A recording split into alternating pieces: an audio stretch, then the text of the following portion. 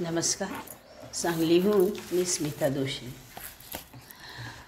अभिवाचन पंधरवड्यानिमित्त मी आज सौंदर्य स्पर्धा हव्यातच का या लेखाचं वाचन करीत आहे. अलीकडे सौंदर्य स्पर्धांचे महत्त्व फारच वाढले. Miss Febina, miss India, miss world, miss universe इत्यादी प्रकारात या स्पर्धा घेतल्या जातात. अलीकडे लागोपाठ आपल्याच देशातील सौंदर्यवतींनी या स्पर्धा जिंकल्यामुळं आज सामान्य लोकांनाही या स्पर्धाबद्दल कुतूहल निर्माण झाले आहे. त्यामुळे ज्यावेळी अशा स्पर्धांचा लाईव्ह कार्यक्रम असतो तो कार्यक्रम तेव्हा आवर्जून पाहिला जातो. आम्ही मोठे किंवा आमची मुलंही याला अपवाद नाहीतच.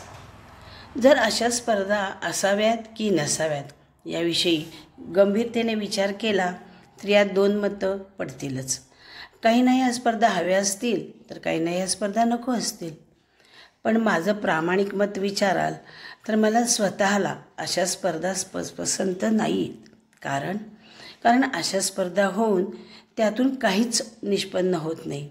तरीही अशा स्पर्धांवर लाखो रुपयांचा नाहक खर्च होत असतो आणि स्पर्धांचे महत्त्व विनाकारण वाढवलं जातं. जेव्हा अशा स्पर्धांमध्ये सौंदर्यवती भाग घेतात तेव्हा त्यांना स्वतःला बऱ्याच प्रमाणात बदलून घ्यावे लागते. स्वतःच्या मूळ रूपात खूपसा बदल करून घ्यावा लागतो आणि यासाठी पाण्यासारखा पैसाही खर्च करावा लागतो. सौंदर्यवतींना अगदी चालणे, बोलणे, हसणे, अभिवादन करणे, विचारलेल्या प्रश्नांची उत्तरे देणे याबाबत प्रशिक्षण घ्यावे लागते. ओठांचा शेप बदलण्यासाठी, दात मोत्यासारखे दिसण्यासाठी अनेक इंजेक्शने घ्यावी लागतात. काही वेळा छोट्या छोट्या शस्त्रक्रियाही करून घ्याव्या लागतात. इतकी तयारी करूनही जर नंबर आलाच नाही तर मात्र सौंदर्यवतींचे आर्थिक आणि मानसिक असे दोन्ही प्रकारे नुकसान होते. कारण या स्पर्धेत यश यावे म्हणून सौंदर्यवतींनी अपार कष्ट घेतलेले असतात. त्यामुळे नाही म्हटले तर यशाची अपेक्षा साहजिकच असते ना हो. त्यामुळं अपयश आले तर निराशाच पदरी पडते. या स्पर्धा जेव्हा टी व्हीवर दाखवतात तेव्हा खरं तर त्यांचे ते आखूड पोशाख पाहून आम्हालाच लाजिरवाणे होते. अहो, सौंदर्याची स्पर्धा होताना कपड्यांची काटछाट कशासाठी? स्त्रीचे सौंदर्य कपड्यातून जाणवत नाही का? हा प्रश्न समोर कायम उभा राहतो.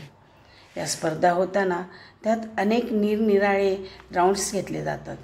या कार्यक्रमाला शोभा आणण्यासाठी, कार्यक्रम आकर्षक करण्यासाठी भव्य दिव्य स्टेज, प्रखर प्रकाश झोत, कर्णमधुर संगीत यांची व्यवस्था संयोजकाला करावीच लागते आणि त्यासाठी पुन्हा भरपूर खर्च करावा लागतो. आज या स्पर्धा जागतिक पातळीवर घेतल्या जातात. प्रत्येक देश कमालीची तयारी करून आपल्या देशातील देखण्या बाहुल्या प्रेक्षकांसमोर सादर करतो. जेव्हा अशा स्वरूपाच्या स्पर्धा घेतल्या जातात तेव्हा त्यामागे काहीतरी उद्देश हवा ना. अशा स्पर्धा घेऊन तुम्हाला लोकांसमोर नेमका कुठला आदर्श ठेवायचा आहे हेच समजत नाही. यातून काय साधायचं आहे हे आम्हा पालकांच्याच ध्यानात येत नाही. मग तरुण वर्गाला काय समजणार कोण जाणे. केवळ अशा स्पर्धांच्या भपकेबाजपणाला भाळून स्पर्धा जिंकल्यानंतर मिळणाऱ्या रक्कमा व सुविधा पाहून अनेक तरुणी त्याकडे साहजिकच आकर्षित होतात. पण यशाची खात्री?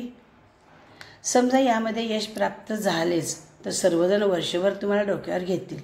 पण काही काळानंतर मात्र लोक तुम्हाला विसरतीलही.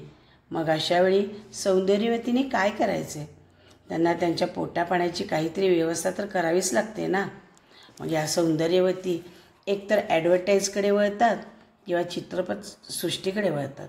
त्यांची अवस्था पाहून मनात मग पुन्हा प्रश्न उभा राहतो, सौंदर्य स्पर्धा भरवण्याची गरज आहेच का? यातून जर चांगला हेतू साध्य होणार असेल, काहीतरी चांगला आदर्श दुनियेपुढे ठेवता येत असेल तर जरूर अशा स्पर्धा घ्याव्यात. त्याला आमची ना नाही.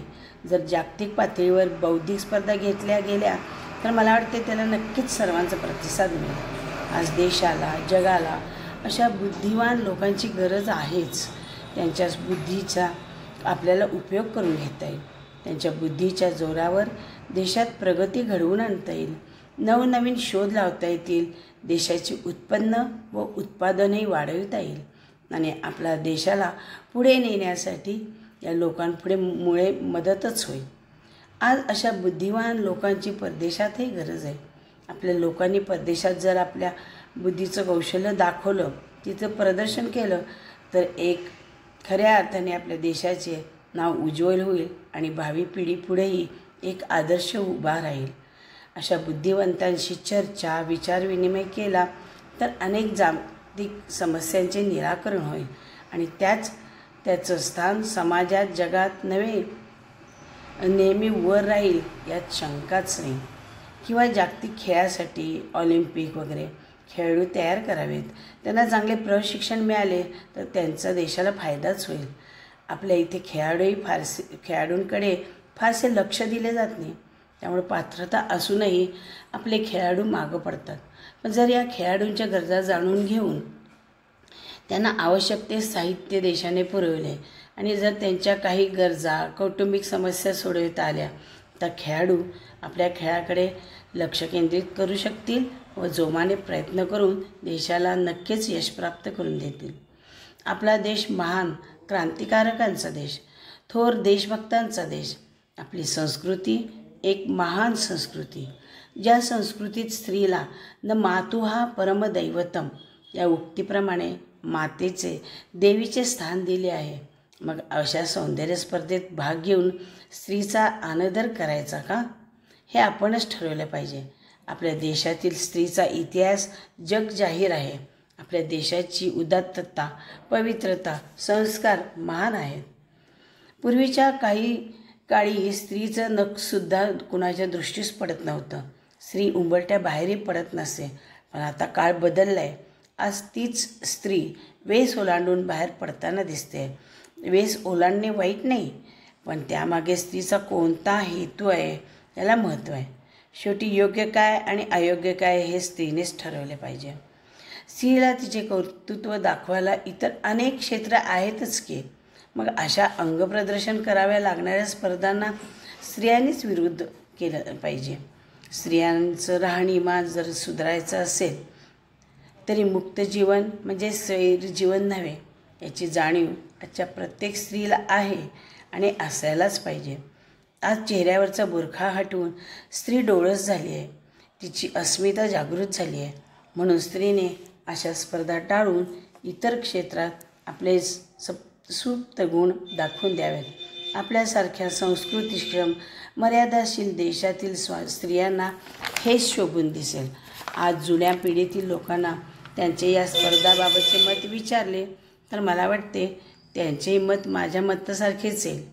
त्यांनाही अशा स्पर्धा नक्कीच मान्य नसतील, कारण भारतीय संस्कृतीने आपल्या मनावर आदर्शवाद बिंबवलेला आहे. मग त्याला डावलून जाण्यास कोण तयार होईल.